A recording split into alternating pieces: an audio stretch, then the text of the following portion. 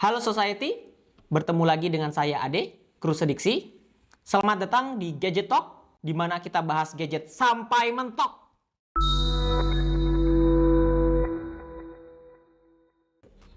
Kali ini, kita akan membahas laptop bagi kamu kaum mendang-mending, yaitu Infinix InBook X1 Pro. Ya, laptop ini dipersenjatai Intel i7 generasi 10 dengan ukuran layar 14 inch, rasio 16:9, RAM 16GB, dan Intel Iris Plus bagi grafiknya. Juga memiliki SSD 512GB. Untuk spek lengkapnya kalian bisa cek sendiri di video review lainnya ya. Ya, jadi dengan spek di atas, sebenarnya laptop ini mampu mengerjakan load kerjaan dari ringan ke berat. Jadi kalau kerjaan kalian itu menggunakan banyak tab, terus mengetik-ngetik, ataupun Excel, maka laptop ini sangat mumpuni sekali untuk digunakan. Memang kekurangannya dari segi tools-nya yang sedikit agak keras ya, sehingga bagi orang yang terbiasa dengan tools keyboard dari ThinkPad dan MacBook, itu akan sedikit penyesuaian. Ketebalan Infinix InBook X1 Pro ini sebenarnya cukup tipis ya, jadi dia sekitar 1,63 cm. Namun jika kita bandingkan dengan MacBook Air M1, dia cenderung sedikit lebih tebal. Walaupun sebenarnya dia cukup tipis di kalangan laptop-laptop masa kini juga.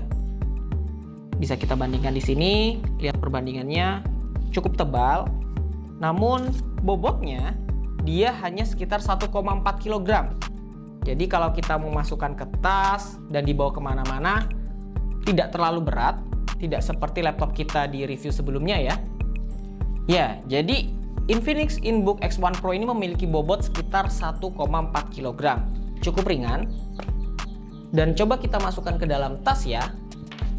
Kita panggul coba. Maka rasanya seperti tidak menenteng apa-apa ya. Cukup ringan, asalkan bebannya jangan ditambahi dengan beban kehidupan kalian, karena pasti akan jadi jauh lebih berat. Dari segi port, laptop ini cukup lengkap ya. Jadi di sisi sebelah kanannya ada HDMI, ada USB-A, ada 2 Type-C, dan ada juga yang paling unik adalah shutter kameranya di sebelah kanan laptop. Jadi ketika diarahkan ke kiri, kameranya bisa nyala, ketika diarahkan ke kanan maka kameranya mati. Setelah itu di sebelah kirinya ada satu lagi Type A yang Thunderbolt dan satu Type A biasa, ada audio jack dan ada micro SD. Jadi ini akan membuat laptop MacBook Air M1 iri karena minimalisnya port di M1. Kalau kita cek laptop ini di marketplace, entah itu toko hijau, toko oranye, ataupun toko biru, kisaran harganya ada di angka 7 jutaan. Sungguh sangat worth it sekali, apalagi di awal keluncurannya. Di tahun 2021, laptop ini ada di range harga 10 jutaan. Jadi Infinix benar-benar memberikan diskon yang maksimal untuk laptopnya kali ini. Jadi untuk di harga segitu, kalian bisa dapat sebenarnya ada 2 brand juga ya. Pertama Lenovo dengan IdeaPad Slim-nya, yang kedua Advance dengan WordPlus-nya. Sama-sama dengan harga di kisaran 7 juta, tapi bisa kalian timbang-timbang mana yang lebih baik ya, antara Infinix, Advance, ataupun Lenovo. Kita masuk ke kesimpulannya ya. Laptop ini sebenarnya cocok buat siapa sih? Jadi dengan kemampuannya yang mediocre, dia cocok untuk banyak kerjaan atau banyak status seorang. Misal kamu adalah seorang jurnalis, kamu bisa memanfaatkan laptop ini yang ringan namun ketahanan baterai yang kuat sehingga mudah untuk dibawa kemana-mana saat liputan. Atau kamu seorang SEO spesialis yang tidak butuh ketemu dengan klien sehingga merek laptop yang dari Cina pun tidak masalah, asalkan kuat untuk melakukan pencarian keyword-keyword tertentu. Atau mungkin kamu yang sedang ingin bimbang nih, ingin menjalani sebagai konten kreator misalnya. Nah, laptop ini cukup untuk mengedit video dengan resolusi yang mungkin 2K sampai 4K. Namun memang tidaklah tertinggi di kelasnya ya.